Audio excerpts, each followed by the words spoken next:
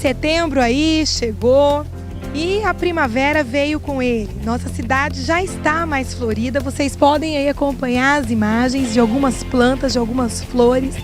E nós vamos conversar aqui com a Kátia sobre esse mês tão florido que é o mês de setembro. Nessa época, a mudança de temperatura, a temperatura aumenta, na verdade, por causa da chegada das chuvas, e o que faz com que as plantas floresçam.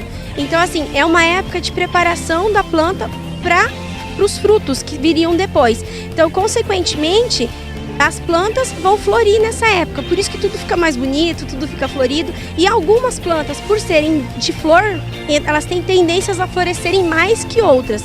Então, plantas que talvez não dão frutos, mas nessa época elas florescem bem mais.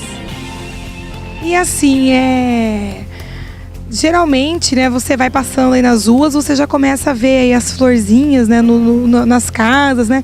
É uma época que procura, assim, o cliente ele procura mais para decorar, né, ornamentar.